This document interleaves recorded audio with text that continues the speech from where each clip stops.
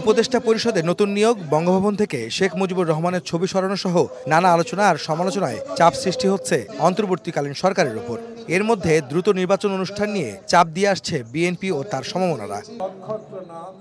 রাজধানীর নয়াপল্টনে ভাসানী মিলনায়তনে জাতীয়তাবাদী ওলামা দলের এক অনুষ্ঠানে যোগ দিয়ে বিএনপি চেয়ারপারসনের উপদেষ্টা জয়নুল আবদিন ফারুক বলেন, বিতর্কিত ব্যক্তিরা যেন বর্তমান সরকারের ঠাঁই না পায়। দেশ আজ একটা ষড়যন্ত্রের মুখে, আওয়ামী অত্যাচারের ষড়যন্ত্র এখনো যেন প্রশাসনের রন্ধ্রে এখনো রয়ে গেছে।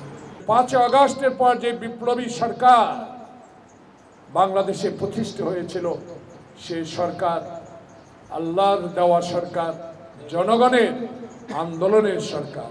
বিতর্কিত ব্যক্তিরা প্রশাসনে যাবে আর আওয়ামী প্রেতাত্মারা এখনো মন্ত্রণালয়গুলো পরিচালনা করবে, সেটা তো হতে পারে না। বুধবার সকালে ঠাকুরগাঁওয়ে নিজ বাসভবনে দলীয় নেতাকর্মীদের সাথে মতবিনিময় করেন বিএনপির মহাসচিব মির্জা ফখরুল ইসলাম আলমগীর। এ সময় তিনি প্রয়োজনীয় সংস্কার করে দ্রুত নির্বাচনের দাবি করেন।